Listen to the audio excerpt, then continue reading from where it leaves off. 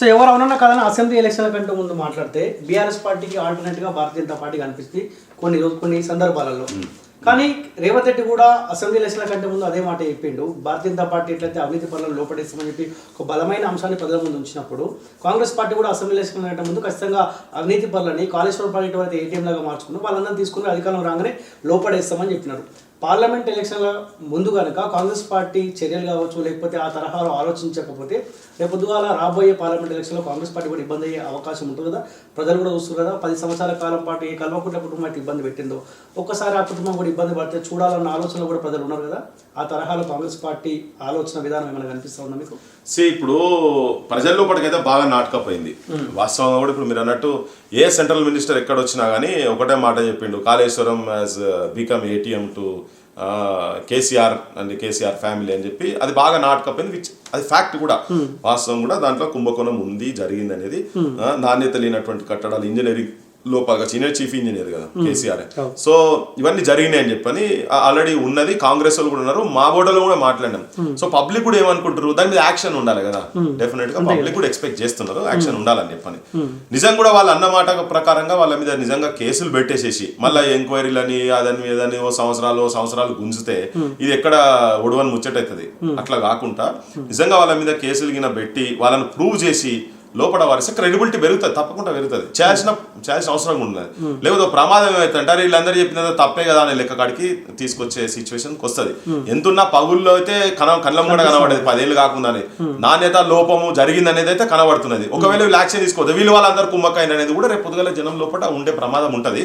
ఆ పరిస్థితికి కాంగ్రెస్ పార్టీ తీసుకుపోతుంది అని చెప్పని అనుకుంటుంది. ఎందుకంటే రాహుల్ గాంధీ స్థాయి ఉన్న వాళ్ళు కూడా కాళేశ్వరం కుంభకోణము 1,00,000 కోట్ల కుంభకోణం జరిగిందని చెప్పి రాహుల్ గాంధీ కూడా మాట్లాడింది కదా వేదికల మీద. సో కుంభకోణం జరిగినప్పుడు వీళ్ళ ప్రభుత్వం వీళ్ళ చేతులు ఉన్నప్పుడు బీజేపీ వాళ్ళ యాక్షన్ తీసుకోలేదన్నప్పుడు వీళ్ళైతే స్టేట్ తీసుకోవాలి కదా. కాళేశ్వరం మీద కాళేశ్వరం ఇమీడియట్ కేసులు పెట్టాలి కదా. ఏమేమి జరిగింది, ఎక్కడెక్కడ జరిగింది, ఏం లోపాలు జరిగినాయి, సిమెంట్ ధర ఎంత, స్టీల్ ధర ఎంత, ఏంటిదో నువ్వు ఆ ప్రాజెక్ట్ సంబంధించినటువంటి డిపిఆర్ది ఎట్లా జరిగింది, ఎట్లా ఎక్కువ పైసలు వీళ్ళు డ్రా చేసుకున్నారు, ఇవన్నీ బయటికి తీయాల్సింది కదా. అవి తీస్తేనే క్రెడిబిలిటీ పెరుగుతుంది. లేకుంటే జనం నుంచి మళ్ళీ భారతీయ జనతా పార్టీ కూడా ఆల్రెడీ ప్రచారం స్టార్ట్ చేసింది. అధికారం లేదు లేదని కాంగ్రెస్ పార్టీ, అధికారం మీ చేతిలో ఉంది కదా. సో ఏదేమైనా కొన్ని అట్టి మీద విచారణ చేసి లోపడేయచ్చు అవసరం అనుకుంటే బీజేపీ కూడా కొంత అడ్వాంటేజ్ అయ్యే అవకాశం ఉంటుందా రాబోయే పార్లమెంట్ ఎలక్షన్ లో? అంటే వాళ్ళు ఇమీడియట్ గా యాక్షన్ తీసుకుంటారని అయితే నేను అనుకుంటలేను. ఇప్పుడు నాగం జనార్దన్ రెడ్డి అసలు వాళ్ళు కూడా ఫైల్ పట్టుకొని తిరిగి లాస్ట్ కాయలు ఏం చేయలేక మళ్ళీ టీఆర్ఎస్ లకు పోయినారు. సో అదేందో ఎక్కడో దగ్గర అందరి శాఖారులే రొయ్యల ములేడబోయారు అన్నట్టు అందరం నీతి పరులే అని అంటున్నారు. కానీ మరి ఎవరి మీద వీళ్ళ మీద యాక్షన్ ఎందుకు తీసుకుంటున్నారు అనేది ఒక క్వశ్చన్. సో నిజంగా కూడా బీజేపీ పర్ఫెక్ట్ ఉండేది ఉంటే చేయనుండే, అది ఇప్పటికే చేయనుండే. మరి వాళ్ళు ఇంకేం పట్టుకొని కూర్చున్నారో తెలియదు.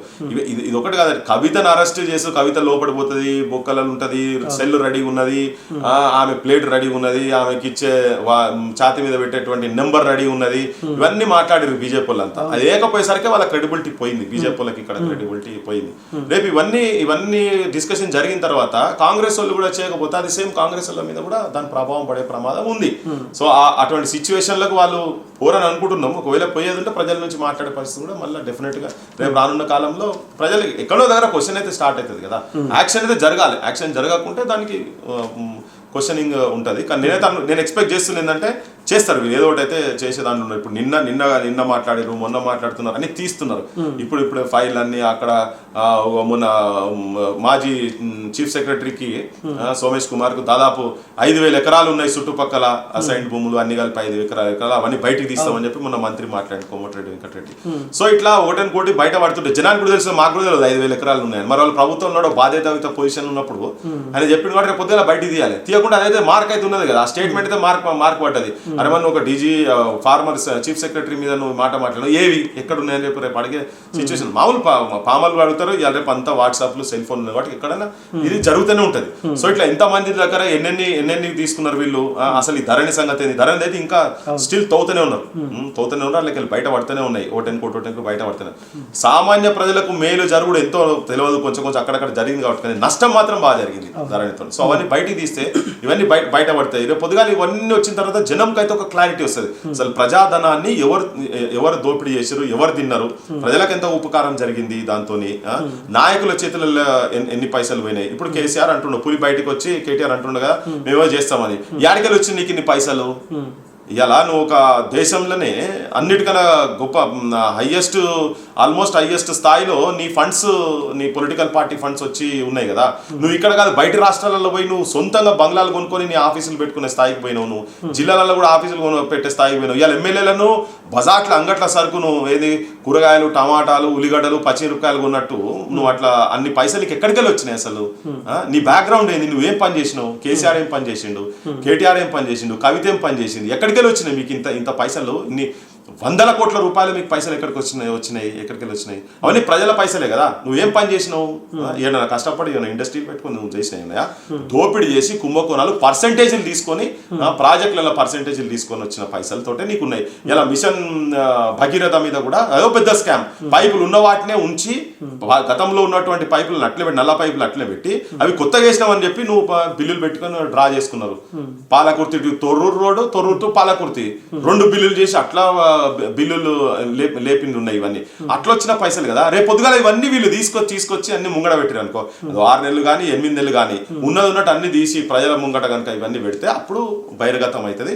దాని తర్వాత వాళ్ళు రాజకీయంగా మన బయటకు కూడా వెళ్ళే సిచ్యువేషన్ అవన్నీ కట్టియాల్సిన అవసరం కూడా ఉంది. కాళేశ్వరం అవినీతి గురించి మాట్లాడుకుంటే, ఏ కాళేశ్వరం అవినీతిని మనం పదే మాట్లాడుకుంటాము. దీంట్లో అన్ని పార్టీ వాళ్ళకి భాగస్వాములు అయి ఉన్నారు అని అంటా ఉన్నది. మనం ముంగడబడే అవకాశం ఉంటుందా? అది చూద్దాం కదా, టైం చెప్తుంది. ఇప్పటివరకు దాకా అయితే కాంగ్రెస్ కూడా నేనే అన్నా కదా, రాహుల్ గాంధీ కూడా అన్నాడు కదా 1,00,000 కోట్లు కాళేశ్వరం కుంభకోణం రేపు తీయాల్సిన అవసరం ఉంటుంది. ఒకవేళ వీళ్ళు జరగలేదు అనుకో ప్రజలకు ఆ డౌట్స్ వస్తాయి. అరే ఎందుకు మరి వీళ్ళు ఎందుకు తీయలేదు? ఒకవేళ ఉంటే ఎందుకు లేదు? లేదో పలాన్ ఉన్నది కాబట్టి పలాన్ మాట్లాడలేకపోతే ఏదో ప్రజలకు జస్టిఫై చేసేటువంటి ఆర్గ్యుమెంట్ కనుక లేకపోతే ప్రజలు నమ్మే పరిస్థితి అయితే ఉండదు అని నేనైతే అనుకుంటున్నా. పక్కా తీస్తారు, ఇది పక్కా ఎక్కడో దగ్గర ఇది బయటకు వస్తుంది.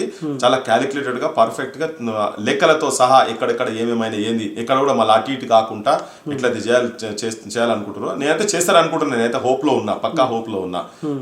అక్కడ స్థాయి నుంచి మాట్లాడారు కదా. ఒకవేళ జరగలేదు అనుకో డెఫినెట్ గా మాట్లాడతారు కదా. మాట్లాడాల్సిన సిచ్యువేషన్ ఉంటుంది, మాట్లాడాల్సి వస్తుంది, మాట్లాడతాం. ఇప్పుడే అందరు కలిసి ఉన్నారా అంటే ఉండొచ్చు, కొంతమంది కలిసి ఉండొచ్చు, చెప్పలేము. కానీ ఎవరు కలిసినా బయటనైతే పెట్టాల్సిన పరిస్థితి ఉంటది. అంటే నేను ఏంటంటే కింది లెవెల్ ఎవడన్నా అక్కడిక్కడ లాలుచి పడితే పడి ఉంటారు కావచ్చు.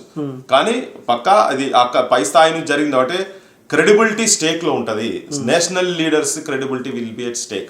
రేపు అది అన్న తర్వాత రేపు క్వశ్చన్ చేస్తే అన్ని పొలిటికల్ పార్టీస్ క్వశ్చన్ చేస్తాయి కదా. నువ్వు 1,00,000 కోట్లు కుంభకోణం కాళేశ్వరం జరిగింది అన్నావు కదా, మరి 1,00,000 రూపాయలన్నా యాడికెళ్ళి 1,00,000 రూపాయల మందమన్నా ఎవరి మీద తిన్నారు అనే వాళ్ళ మీద కేసులు పెట్టి లోపటేసినావు అనేది రేపు క్వశ్చన్ వస్తుంది. బరాబర్ బయటికి తీయాల్సిందే.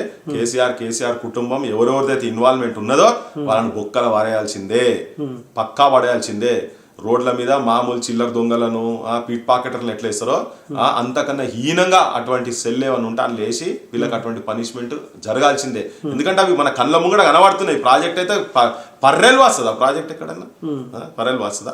అంతకుముందు లక్ష్మీ పంప్ సెట్లు అయితే గూడగూలి మునిగిపోతాయా? ఇవ్వని సొమ్ము, ఇవ్వనయ్యా సొమ్ము. ఇక్కడ 10,000 రూపాయలు 20,000 రూపాయలు నువ్వు అవినీతి చేస్తే వాడిని లోపల పడేసి వాని జీవితం మొత్తం అట్లా కనిపించినోడల్లా తిడతాడు. ఎవరైనా 5,000 రూపాయలు 500 రూపాయలు తీసుకొని ఏసీబీకి దొరికిన కానిస్టేబుల్ లేకపోతే చిన్న అసిస్టెంట్ ఇంజనీర్ కనుక దొరికేది ఉంటే వాళ్ళని ఎట్లా చూస్తారు సమాజం? ఎంత హీనంగా చూస్తారు. ఇప్పుడు కేసీఆర్ కుటుంబాన్ని అంతకన్నా హీనంగా నీచంగా ఇంకొక 10,000 లక్ష రేట్లు కింద చూడాల్సిన అవసరం ఉంది. ఎందుకంటే వాళ్ళు అంత దోపిడీ అవినీతి చేసింది కాబట్టి వాళ్ళని అట్లా చూడాల్సిన అవసరం ఉంది. బరాబర్ చేసిండు. అది లెక్కలతో సహా వీళ్ళు బయట పెడతారనే కాన్ఫిడెన్స్ అయితే ఉంది.